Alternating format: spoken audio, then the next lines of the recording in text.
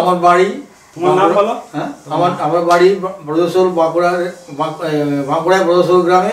আমার নাম শ্রী শঙ্কর গাঙ্গুলি। আমরা 5 ভাই বোন, 3 বোন, 2 ভাই। তারপর দাদা মারা গেছে, ছোটো বোন মেজো বোন মারা গেছে, বড় বোন মারা গেছে। এখন আমার বর্তমান ছোটো বোন আর আমি এখন ছোটো বোনের বাড়িতে ভালো মতো খাচ্ছি আর গল্প করছি, সিনেমা দেখছি। আর আমার বাড়ি নৈহাটিতে। নৈহাটি আমার ওষুধের ব্যবসা। আমার 2 ছেলে 1 মেয়ে। 1 মেয়ের বিয়ে হয়ে গেছে, বড় ছেলে বিয়ে হয়ে গেছে, তারা এখন ব্যবসা বাণিজ্য করছে। আমি রিটায়ার লাইফ, আমি এখন বসে খাচ্ছি আর গল্প করছি। আমার ছোট ছেলে, আমার ছোট ছেলে, নাতি, বড় বৌমা, মেয়ে, সবাই সুখে সংসার। সবাই মিলে আমরা সুখে আনন্দে থাকি, বসবাস করি এবং খাই দাই। আর আমি অবসর টাইমে একটু এদিকে রাস্তায় ঘুরে বেড়াই। আর এই ভাগনা এসছে, ভাগনার সাথে এখন আমরা করছি, গল্প করছি বসে বসে, টিভি দেখছি। আমার ছোটো ভাগনা প্রথমে ছিল আমেরিকায়, ছিল আমেরিকার থেকে অস্ট্রেলিয়ায় ছিল, এখন বর্তমানে সিঙ্গাপুর চলে এসছে।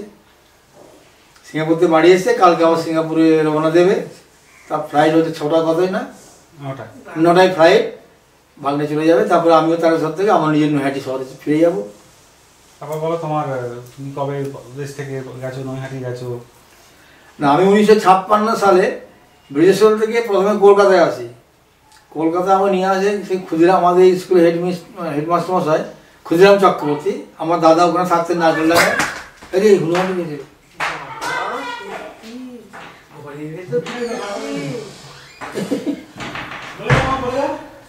আমি প্রথমে উঠি নারকেল ডাঙাতে। আমি একটা ফ্যাক্টরিতে কাজ করতাম। সেই কাজ করার সুবাদে আমি নৈহাটির ট্রান্সফারে আসি। নৈহাটিতে আমরা নৈহাটিতে বাড়ি করি এবং নৈহাটিতে বাড়ি করার পরে আমি যে কারখানায় কাজ করতাম, সেই কারখানা লক আউট হয়ে যায়, বন্ধ হয়ে যায়। এবং তার মাঝের ঘটনা হচ্ছে আমি নৈহাটিতে বিয়ে করি এবং সেখানেই আমি নৈহাটিতেই বাড়ি করে বসবাস করছি। এখন কারখানা বন্ধ হয়ে যাওয়ার পরে আমি ওষুধের ব্যবসা আরম্ভ করি এবং ওষুধের ব্যবসায় এখন মোটামুটি বহু পরিশ্রম করেছি আমি। এবং পরিশ্রম করার পরে আজ 2 পয়সা ছোটো 2 ছেলে আর সে ব্যবসা সামাল দিচ্ছে এবং তারা দেখাশোনা করছে। হয়ে গেল। এবারে আমার ছোটো বোনের বাড়ি, ছোটো বোনের 2 ছেলে 1 মেয়ে। 1 ছেলে 1 মেয়ের বিয়ে হয়ে গেছে। বড় ছেলে কলকাতায় চাকরি করে, তার 1 ছেলে আছে। আমার নাতি, বৌমা আছে। আমার ভগ্নিপদ তারপরে স্টেটে ক্যাশিয়ার ছিলেন, এখন রিটায়ার করে গেছেন উনি এখন বাড়িতে বসে জব টপ করেন।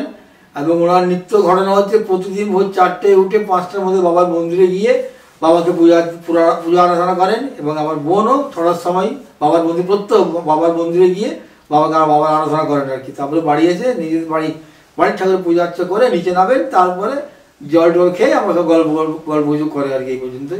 আর আমার ছোটো ভাগনা এখন বিয়ের চেষ্টা চলছে, এখন পর্যন্ত সেরকম হয়ে ওঠেনি। তো যাই হোক, 5 খানেকের মধ্যে এটা মোটামুটি ঠিক হয়ে যাবে। কোথায় বিয়ে হবে সেটা ওর উপর নির্ভর করছে। নমস্কার। আমার ভাগ্নি আছে।